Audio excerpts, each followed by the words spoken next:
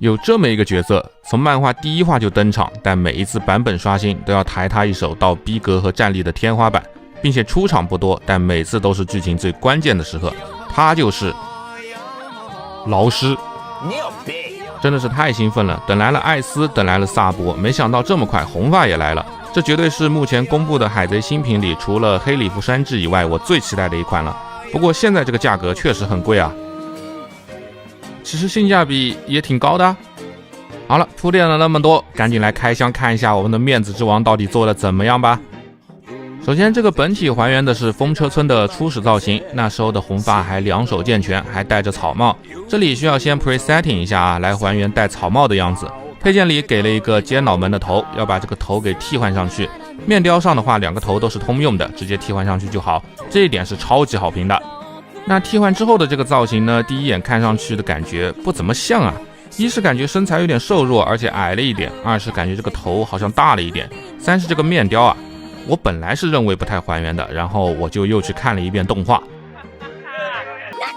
我才发现啊，原来那时候的香克斯是这么一个天真无邪的笨蛋大叔的形象啊！1分钟不到的时间里，竟然能有这么多的表情，不得不说，配上这个勺子开怀大笑的表情，还真的就做得挺像的。在餐厅的这一幕简直就是神还原，刚刚还说不还原的是我太大声了。另外，我觉得不还原的原因其实少了一个关键的配件啊，没错，就是这个灵魂的黑色外披。作为印进 DNA 里香克斯的一部分，这次的外披终于不是软胶件的了。不一的外披在每一个边上都带了铁丝，可以随意的凹造型，这绝对是值得一个好评的。而且连接的位点用的也是这种塑料装位，直接怼到本体的背后就行了，这个安装感受还是非常 nice 的。另外还有这一把红发的标志性爱刀格里芬，可以把尖端剑鞘的小零件给拔掉，然后就能插到腰间了。腰部的连接位点是一个可以旋转的零件，这样就可以让剑鞘摆到多角度了，这个细节也是值得一个好评的。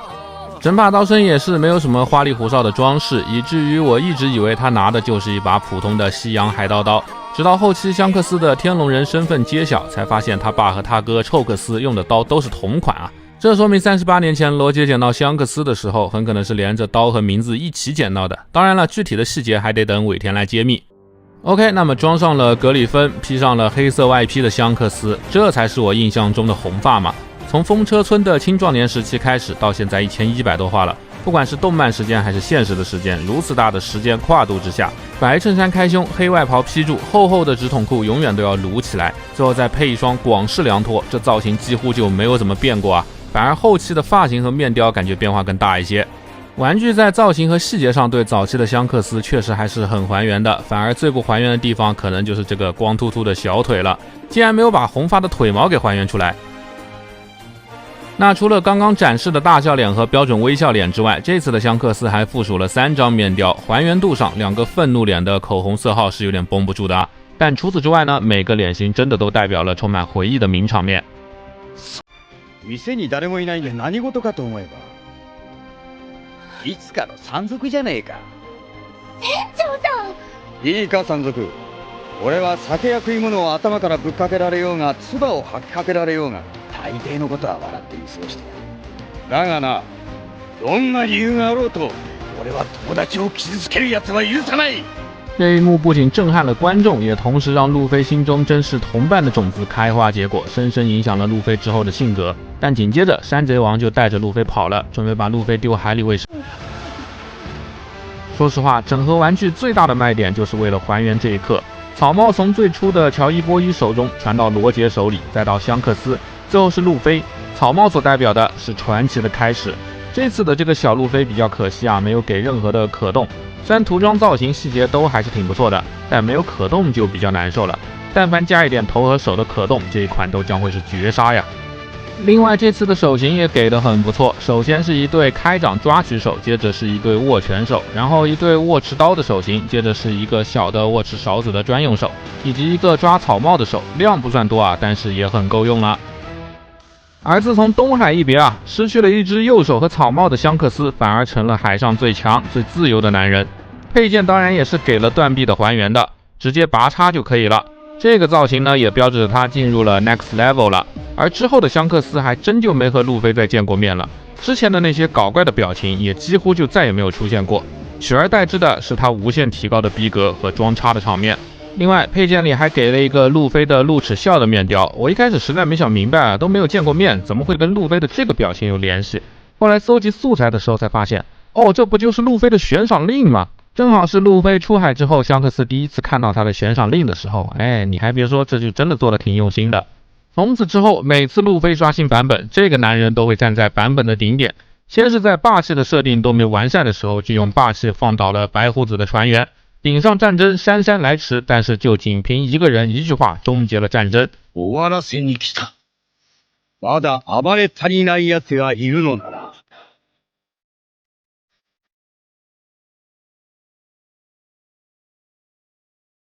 来い！俺たちが相手をしてやる。和之国篇更过分，超远程霸气硬控大将绿牛。说实话，就这个表现力啊，根本无法想象当年黑胡子是怎么在他脸上留下伤疤的。这么说来啊，近海之王的含金量就更是高到离谱了。おめえほどの男がイーストブルーで腕一本落として帰ってきた時は誰もが驚いたもんだ。どんな敵にくれてやったんだ、その左腕。これか。新しい時代にかけてきた。纵观香克斯这么一路过来啊，几乎就是站着就把对面打爆了，所以感觉这家伙好像都不需要什么可动啊。但这绝对不是万代不好好给香克斯做可动的借口啊。首先脖子是双段关节，低头能到60度左右，很不错，但是后发干涉比较大，抬头甚至不到30度，而左右摆头时脖子竟然是不能动的，所以左右只有30度的范围，不过360度的平转是没有问题的。手臂关节和之前的黎明索隆一模一样，向前伸有一个超大幅度的转动，双手能轻松做到向前交叉，不过向后的干涉不小，只有30度不到的摆幅。平台借助多段关节能轻松超越135度，很优秀。360度的垂直大风车也是完全没有问题的。大臂根部的360度平转放在了卷起袖子的上面，但是这个曲肘就很弱智了，因为造型的干涉只能弯曲到90度，两只手都是这样的，简直无语了。戴哥你在干什么呀？另外腕部翻折的范围也是只有30度多一点的，很不够用啊。腰部也是套用的索隆的结构，45度的弯腰已是极限的极限了，挺胸拼尽全力也大概就是45度不到的范围。左右的侧摆也是几乎都靠腰部下段，大概也就是30度多一点的样子。还好360度的平转没有阉割，简直跟索隆的可动一模一样啊。